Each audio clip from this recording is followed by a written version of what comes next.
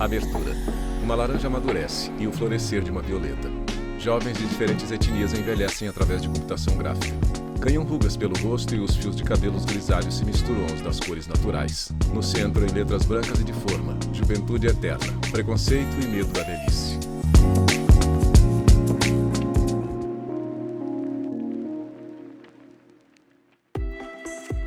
O tempo tem ciúmes de você e luta contra seus lírios e suas rosas.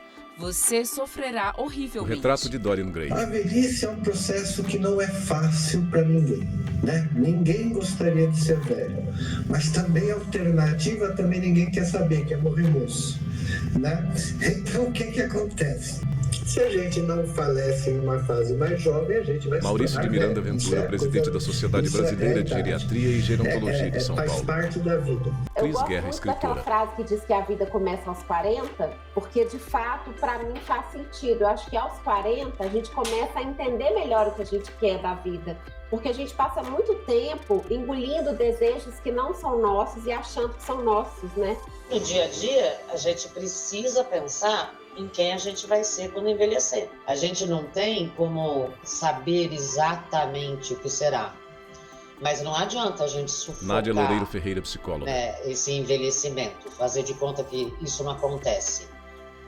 A gente precisa valorizar a experiência, o conhecimento advindo com a idade. Eu costumo observar é que a gente trabalha hoje com conceitos de velhice, com perspectivas de velhice que não podem ser analisadas. Heloísa Pereira mediante Barroso, uma socióloga da única UNB. concepção, porque a velhice ela é atravessada por concepções de gênero, de classe social, de classe econômica, de condições, todas essas condições que estão postas no mundo social e que não podem ser ignoradas quando a gente analisa um aspecto tão multifatorial como é o processo de envelhecimento. O envelhecimento da minha geração, ele se deu dentro de uma cultura.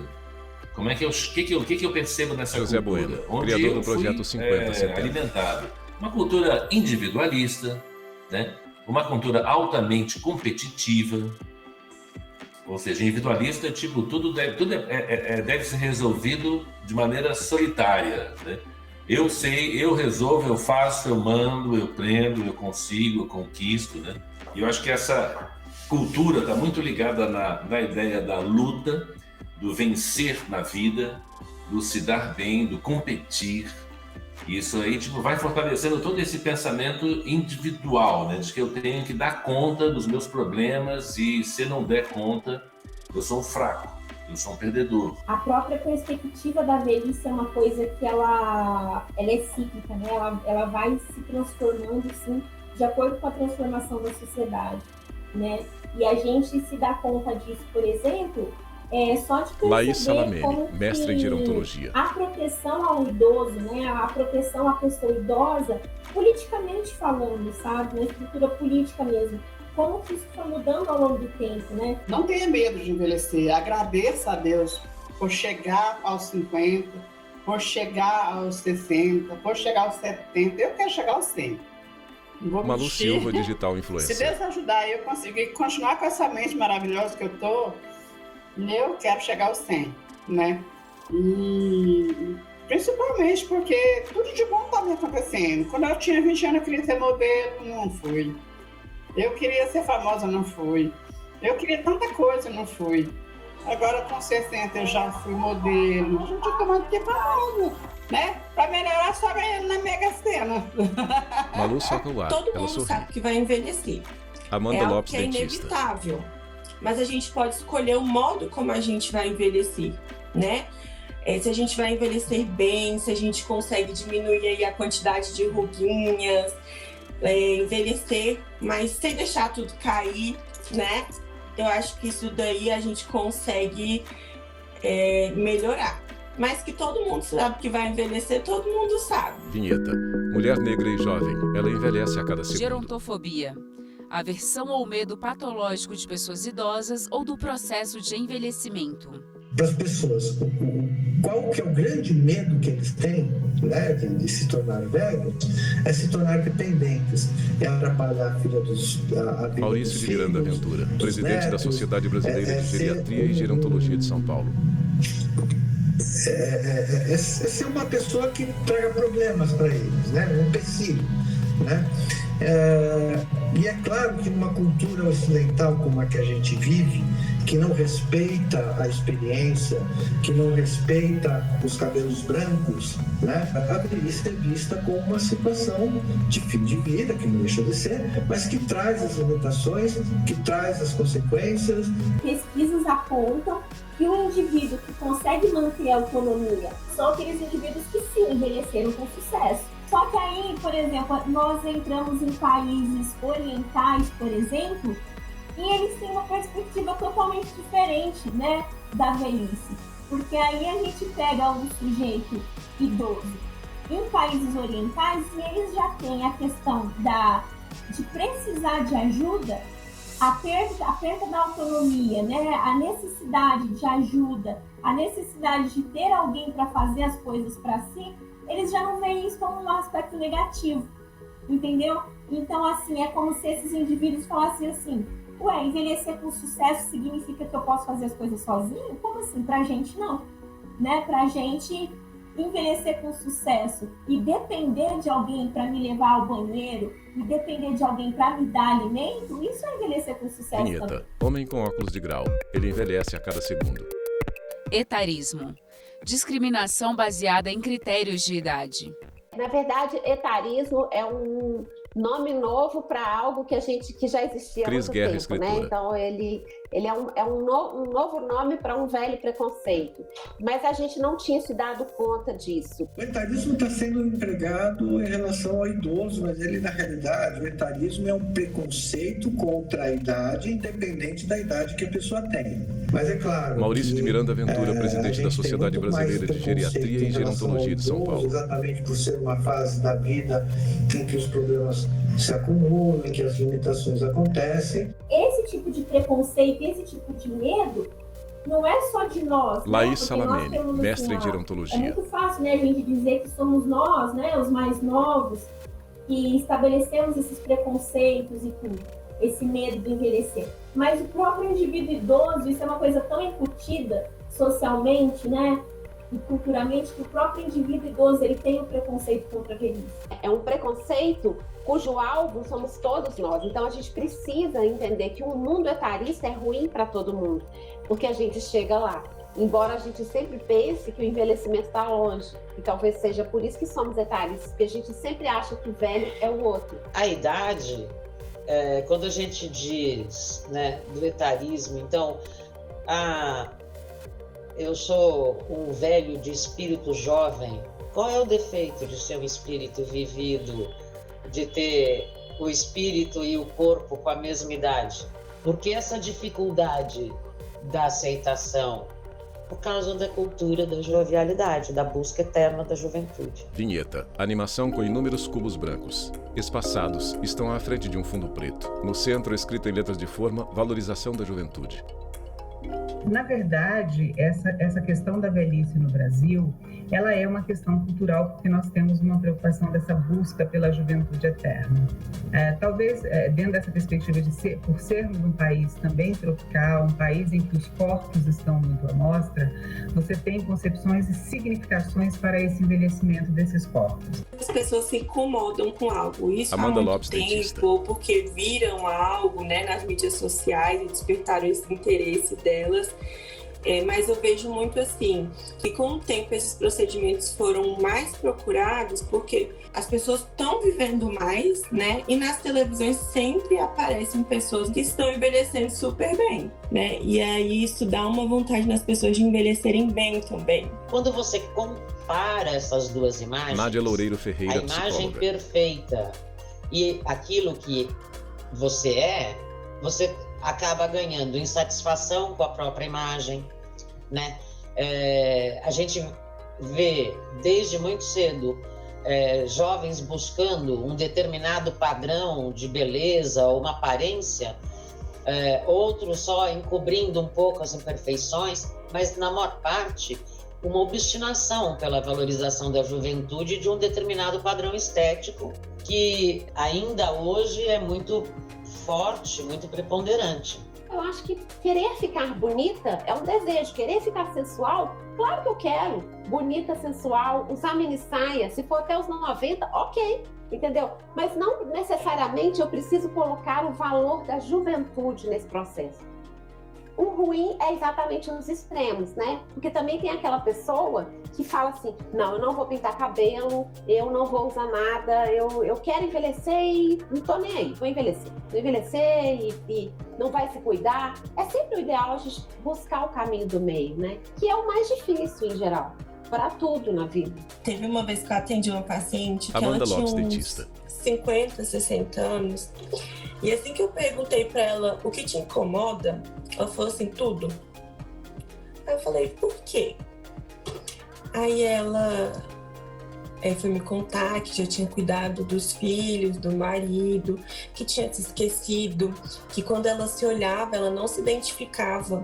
Ela se culpava de ter chegado àquele ponto, sabe? Vinheta. Animação com inúmeros cubos brancos. Espaçados estão à frente de um fundo preto. No centro, escrito em letras de forma, envelhecer é um direito. Pra vocês terem uma ideia, a expectativa média da França chegou aos 70, 80 anos. Maurício de Miranda Ventura, presidente da Sociedade Brasileira de Geriatria e Gerontologia de São Paulo. De vida, chegando aos 70, aos 80 anos, demorou 40 anos. Ou seja, nós estamos envelhecendo um período de tempo muito curto, enquanto os países desenvolvidos, eles tiveram um longo período para se adaptar a essa nova situação. Nós estamos no Brasil literalmente trocando pneu com o carro andando. Vinheta. Homem jovem e sorridente. Ele envelhece a cada segundo. Artigo 3º. É obrigação da família, da comunidade, da sociedade e do poder público assegurar ao idoso, com absoluta prioridade, a efetivação do direito à vida, à saúde, à alimentação, à educação, à cultura, ao esporte, ao lazer, ao trabalho, à cidadania, à liberdade, à dignidade, ao respeito e à convivência familiar e comunitária. Lei número 10.741 de 2003. Ele é decorrente da previsão constitucional, né? Então, o direito a ser idoso e toda essa repercussão está inserido na Constituição Federal, então desde 1988 que a gente está tratando disso. Só que lá atrás Renata a gente Vilas não Boas, pensava em colocar em prática, fazer acontecer. Por quê? Porque o país era muito jovem. A gente falava assim, o Brasil é o país do futuro. Só que o futuro chegou e a gente não se preparou. No Brasil, o que a gente percebe é que muitas vezes o velho ele foi concebido a partir de uma perspectiva de Heloísa Pereira Barroso, socióloga da UNB. Uma perspectiva de imobilidade. Então, se a gente observa os programas de stand-up, os programas de comédia, é sempre nessa perspectiva, de trazer o velho sob essa perspectiva da inatividade, da imobilidade e da infantilização, como um ser completamente dependente. Quando a gente vai para dentro do Estatuto do Idoso, você vai falar que é vedado, né, a discriminação em razão de ser uma pessoa idosa. Mas aí eu acabo caindo mesmo lá no Código Penal, porque você vai estar falando de discriminação e pode se tratar aí de uma injúria, calúnia, difamação, conforme o caso, né? Mas o fato de ser uma pessoa idosa e, em razão disso, ter essa rejeição de outras pessoas que aponta, discrimina, né? A sociedade precisa se conscientizar que todos iremos passar por essa etapa. Vinheta. No centro, escrito em letras brancas e de forma, cultura da juventude produtiva contra envelhecimento bem-sucedido. Quando a gente chegou, né, para decidir a minha pesquisa, a gente pensou um pouquinho o que a gente podia estar trazendo de novo, né, dentro dos estudos gerontológicos, assim. E aí a gente chegou à conclusão, né, a gente chegou nesse termo, né, que é o norte do meu estudo, que é o envelhecimento bem-sucedido. Para nossa surpresa, né, e corroborando com a própria literatura atual, assim, a gente chegou, né, a ter em mãos com o meu estudo que o envelhecimento bem-sucedido, então, ele vai muito além do que só o estado físico, só o estado de ausência de doença, né? Então, a gente chegou à conclusão, né, um dos achados mais legais, assim, dessa pesquisa foi, assim, que o envelhecimento bem-sucedido, ele tem muito mais a ver com outros fatores, né, incluindo, assim, fatores emocionais, fatores psicológicos, e até mesmo fatores espirituais e religiosos. E tudo isso tem muito mais a ver com o envelhecer com sucesso do que propriamente a ausência de doenças, sabe? E a temática do envelhecimento também tem visto José muitas Bueno, criador do iniciativas projeto 5070. voltadas para ouvir a voz das pessoas mais velhas, que tendem a ser também culturalmente descartadas numa sociedade baseada em produtividade, né? Como criar uma nova cultura onde essas gerações elas dialoguem entre si, cada uma trazendo. Eu não tenho a velocidade digital, né? Eu não tenho habilidades até digitais que essa garotada toda hoje desenvolve. Mas a gente tem uma história de vida que com certeza serve, né, às gerações que estão chegando, né? Uma das coisas legais assim da minha pesquisa que eu pude observar é a questão da inserção tecnológica, né, na sociedade idosa, sabe? E como que isso está começando agora e como que já há transformações nisso, né? Por exemplo, a gente pega a minha pesquisa... Laís Salamene, mestre em que gerontologia. o envelhecimento bem-sucedido está relacionado também ao idoso não se sentir tão sozinho. E aí a gente pega toda essa revolução tecnológica que a gente está vivendo hoje, né, de um tempo para cá, e insere isso na vida do idoso. Então, o idoso que antes morava ou numa instituição de longa permanência, ou morava longe dos filhos, ou era aquele idoso que não conseguia se comunicar com ninguém, hoje essa pessoa já tem um celular, já tem um smartphone, já consegue se comunicar, já consegue, né, ultrapassar limites que até então ele não conseguia. Malu grava vídeo. Eu acho assim, o próprio idoso, como toda classe, tem muito preconceito. Eu também tinha muito preconceito. Mas assim, eu fui me tratando, Malu Silva, digital buscando influencer. autoajuda, sabe? E fui melhorando a minha autoestima. E fui parando de me auto-sabotar. Entende? Então, o idoso, ele precisa parar de se auto-sabotar. Largar de ter medo de meter a cara, ter medo de errar, né? Tem idosos que tem maior medo de mexer no celular, de mexer, não sei mexer. Olha, eu ensinei tanto jornalista, assim, de 40 mais a ter Instagram. Mas eu tenho, não tem Instagram. Como assim você não tem Instagram? Com o smartphone em um tripé, Malu faz os últimos ajustes nele antes de gravar um vídeo. Vinheta. No centro, escrito em letras brancas e de forma, políticas públicas para a velhice. Em 2025, nós teremos a projeção que seremos a sexta população do mundo idosa. Imagine em 2040, por exemplo, que não é tão distante. Heloísa Pereira Barroso, socióloga da UNB. Condições de acessibilidade, condições dignas de sobrevivência e de vivência, elas são extremamente desafiadoras para a sociedade, porque o tempo é curto. O tempo para o país se pensar e se repensar como tem tratado a velhice, ele precisa ser reconfigurado imediatamente. Não pode mais ficar esquecido. A gente fala do idoso, Nádia Loureiro do velho Ferreira, psicóloga. americano. Ele, em determinado momento, ele vai morar no resort para idosos que ele comprou lá na Califórnia porque é quente. Aqui a gente ainda vai ter que discutir a condição de moradia dessas pessoas, essa poupança de cognição. O idoso hoje aqui, ele é isolado dentro da própria família, socialmente, sem vida social, sem apoio, sem saúde, sem essa poupança cognitiva.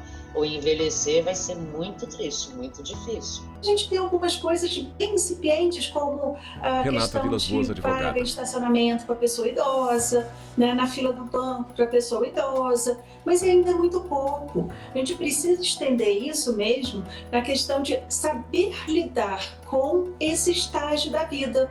Porque até um tempo atrás, né, a pessoa entrava ali no trabalho, trabalhava, aí se aposentava e como se a vida tivesse acabado. E na realidade não é assim, principalmente agora que o nosso tempo de vida, né, ele aumentou. Então, se Maurício de Miranda Ventura, presidente da Sociedade Brasileira de Geriatria e Gerontologia de São Paulo. Sobrecarga do sistema de saúde, sobrecarga do sistema previdenciário. Você veja que países da Europa que já estão com essa relação inversa, uma quantidade maior de idosos em relação aos mais jovens, muitos deles estão estimulando aos seus cidadãos a terem filhos, porque fica muito caro a previdência, a situação do idoso dentro do sistema de saúde muito precária, né? E é uma situação que eles estão enfrentando, que os países desenvolvidos estão enfrentando, em função da inversão dessa pirâmide, né? Eu acho que tem que planejar. Eu, por exemplo, não planejei meu futuro, por exemplo, não me aposentei, não fiz um plano de capitalização. Eu não paguei o INSS, que eu podia muito bem pagar o INSS autônomo, né? Minha mãe falava, Malu, paga o INSS.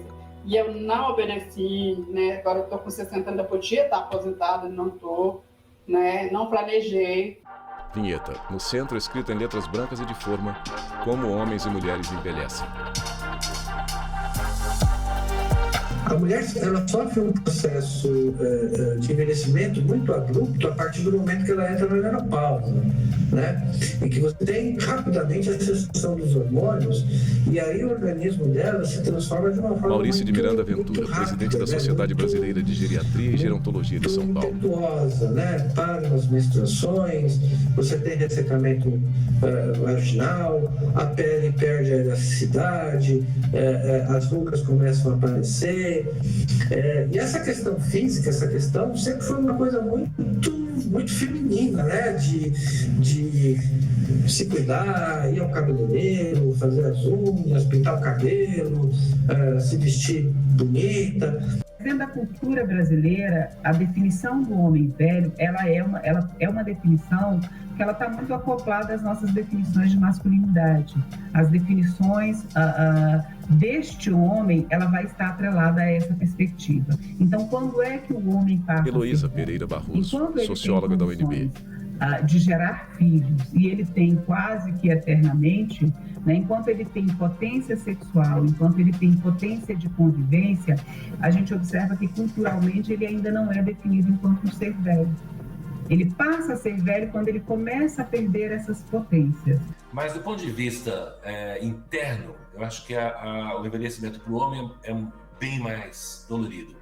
Porque ele perde esse lugar de força. José Bueno, criador poder, do projeto 5070. Ele não sabe lidar com a fraqueza, a perda de potência como pessoa, né? Então acho que a cobrança é muito mais interna no homem, talvez, e mais externa na mulher.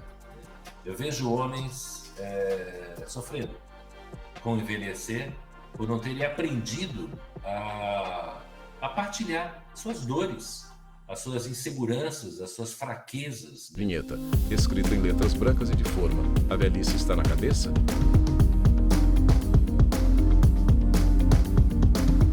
Eu acho que tem dois aspectos que a gente precisa olhar na questão do cabelo branco. Eu acho que deixar o cabelo branco como uma opção pessoal, e isso não significa sair de um padrão e ir para o outro, ou seja, só porque a gente está falando de nova longevidade, viver bem o envelhecimento, não significa que a pessoa tem que deixar o cabelo branco. Isso é uma escolha pessoal, né? Eu acho que, mas tem um lado que é muito importante estar acontecendo, que essa onda grisalha é uma onda que é visível, é quase uma bandeira, uma passeata. A gente está dizendo, a gente quer envelhecer em paz. Então tem um lado